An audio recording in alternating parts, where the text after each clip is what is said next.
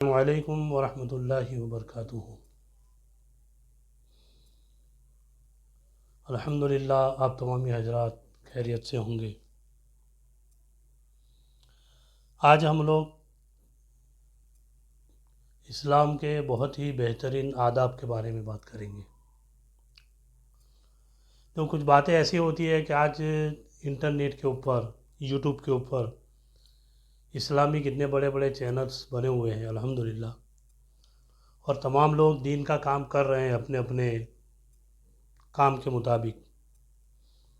مگر ہوتا یہ ہے کہ اگر قرآن و حدیث کی کچھ باتیں ایسی ہوتی ہیں جو لوگوں کو پتہ نہیں ہوتی ہے اس کے بارے میں، اور وہ کام کو روز کرتے رہتے ہیں اور پھر گنہگار بھی ہوتے ہیں، تو ایسے چھوٹے چھوٹے مسئلے، ایسی چھوٹی چھوٹی باتیں جو قرآن میں منع ہے، حدیث میں منع ہے، ہمارے لیے بہت چھوٹی ہوتی ہے، مگر قرآن کی روح سے دیکھا جائے، حدیث کے حساب سے دیکھا جائے تو بہت بڑی بات ہوتی ہے، اور بندہ اتنا سخت گنہگار ہوتا ہے کہ اسے پتہ تک نہیں ہوتا ہے۔ آج الحمدللہ ہم بات کریں گے کہ کسی کے گھر میں جانے کے کیا آداب ہے۔ ویڈیو کو پورا دیکھیں، لائک کریں، شیئر کریں اور سبسکرائب بھی کریں، اچھا لگے تو اپنے دوستوں تک ویڈیو کو پہنچائیں تاکہ آپ کو بھی ثواب ملے، مجھے بھی ثواب ملے اور لوگوں کو دین کی معلومات ہو سکے۔ تو کسی کے گھر میں جانے کے آداب آج کل تو دیکھا گیا اتنا خطرناک ماحول ہو چکا ہے، بے دھڑلے سے لوگ کسی کے گھر میں گھس جاتے ہیں، نہ اجازت لی، نہ پرمیشن لی، نہ کسی سے سلام کیا، نہ بات کی، کچھ نہیں ہے۔ قرآن کیا کہتا ہے، حدیث کیا کہتی ہے، اس کے بارے میں ہم پہلے سنیں۔ اللہ نے قرآن میں ارشاد فرمایا ہے کہ اے لوگو، اے ایمان والو، تم اپنے گھر کے علاوہ اگر کسی کے گھر میں داخل ہونا چاہتے ہو، یعنی آپ کا گھر ہے تو کوئی ٹینشن کی بات نہیں، آپ جب آئے جائے کسی بھی طرح کے جائے، مگر اپنے گھر کے علاوہ اگر کسی کے گھر میں داخل ہونا چاہتے ہیں تو پہلے اجازت طلب کرے اور اس کے بعد سلام کرے۔ یہ قرآن میں اللہ نے ارشاد فرمایا۔ اب ذرا سو قرآن کی بات نہیں مانتے تو کتنے بڑے گنہگار ہوتے ہیں۔ بے دھڑلے سے ہم کسی کے بھی گھر میں گھس گئے اور نہ اس کی پرائیویسی دیکھی، نہ اس کے کام میں دخل اندازی کرتے ہیں، نہ اجازت طلب کی، نہ پرمیشن مانگی، کچھ نہیں ہے۔ تو اللہ قرآن میں ارشاد فرماتا ہے اپنے گھر کے علاوہ اگر کسی کے گھر میں داخل ہونا چاہتے ہیں تو پہلے اس کی پرمیشن لی جائے اور اس کے بعد اس کو سلام کیا جائے، جب وہ پرمیشن دے پھر اس کے گھر میں داخل ہو۔ پھر کیا ہوتا ہے، گھر میں داخل ہونے کے بعد یہ شریعت کیا کہتی ہے، اسلام کیا کہتا ہے۔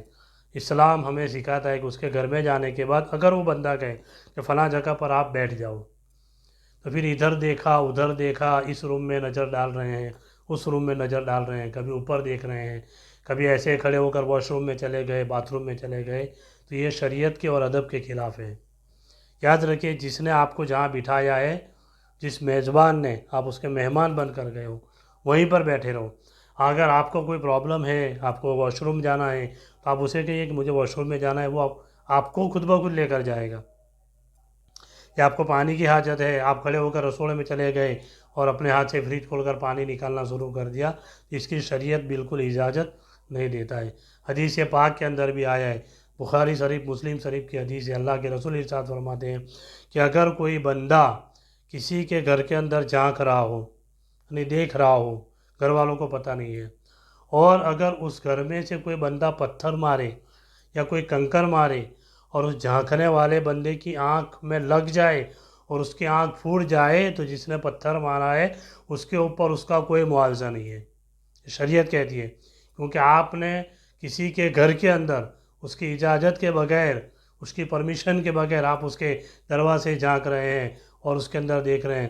صحابہ اکرام کی زندگی دیکھو، اللہ کے رسول کی زندگی دیکھو۔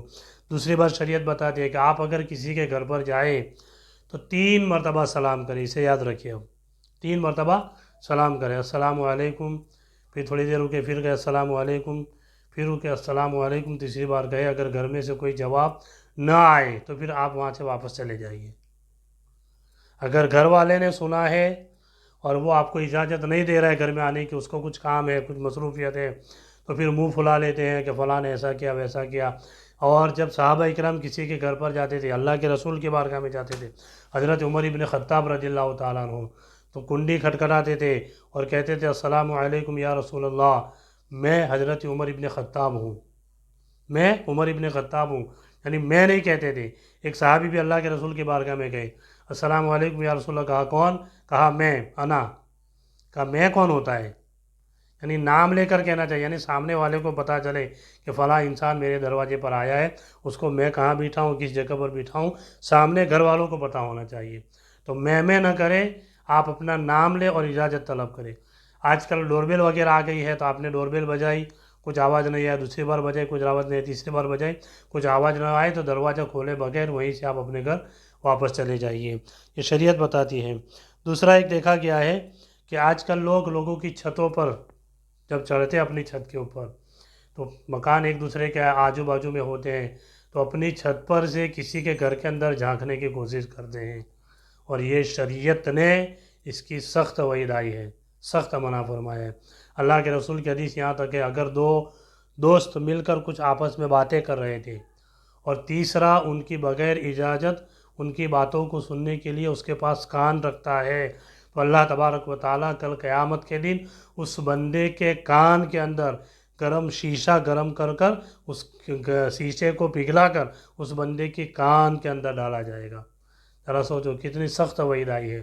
نہ آپ پرمیشن لے رہے ہیں، نہ آپ اجازت لے رہے ہیں، اور مکان میں آنے جانے کی بات تو ٹھیک ہے، آج تو ڈیجیٹل زمانہ آ گیا ہے۔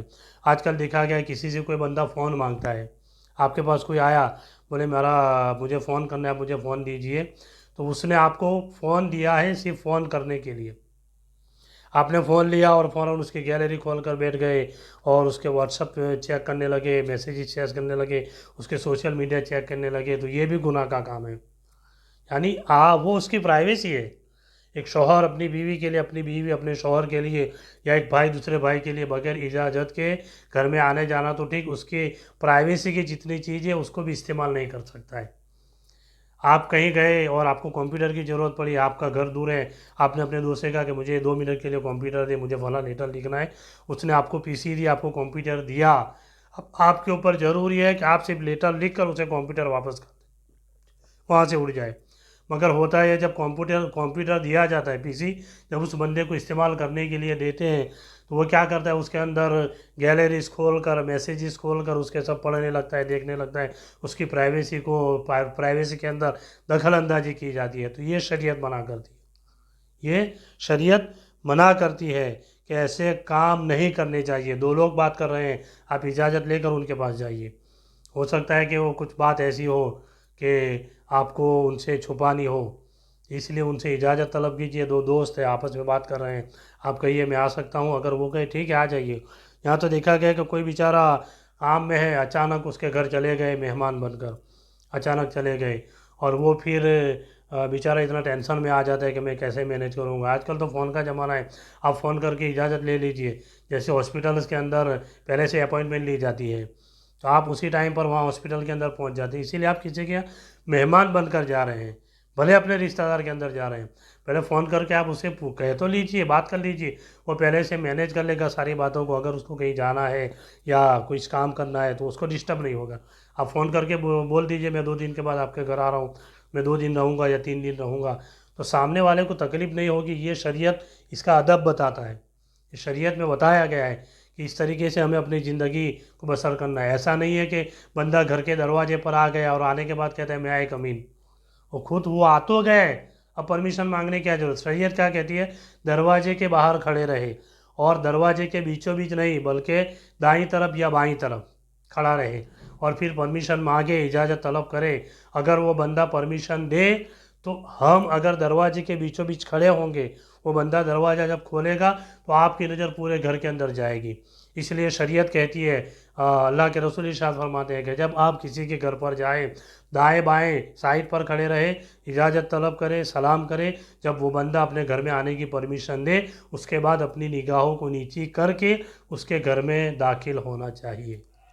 ایسے ہی نہیں کہ آپ کسی کے گھر کے اندر داخل ہو گئے، وہ کیا کام کر رہا ہے، وہ کیا مصروفیت اس کی ہے، اور اس کو آپ کے آنے کے بعد اس کو ہو سکتا ہے کوئی تکلیف ہو، تو آپ پہلے اجازت طلب کر لیجئے اس طریقے سے۔ جہاں تک میں نے پڑھا ہے تو شاید سلطنت عثمانیہ کے اندر یا اس کے آجو باجو جو اسلامک کنٹریز ہوتی تھی یا اسلامک جو گھر ہوتے تھے، ان کے گھر کے دروازے کے اوپر 2 کنڈیاں لگی ہوتی تھی، اسے دھیان دے، شریعت ہمیں کتنا ایک دوسرے کا لحاظ رکھنے کا بتاتا ہے. یہ اسلام ہے، ہم مسلمان ہیں. ہمیں ایسی باتوں کو جب فالو کریں گے، ہمارے اچھے اخلاق جب لوگوں کو بتائیں گے، تب پتہ چلے گا نہیں دین اس کا نام ہے، اسلام اس کا نام ہے.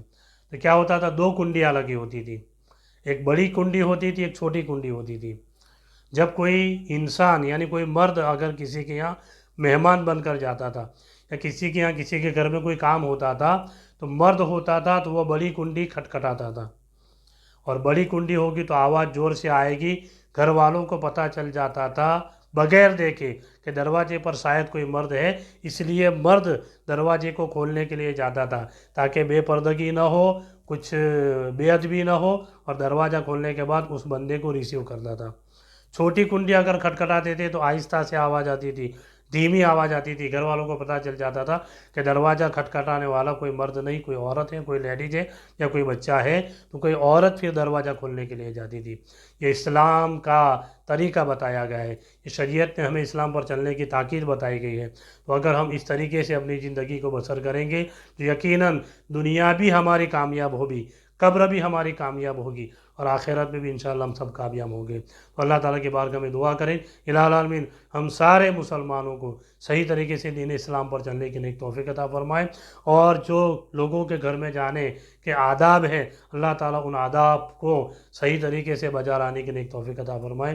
السلام علیکم ورحمۃ اللہ وبرکاتہ.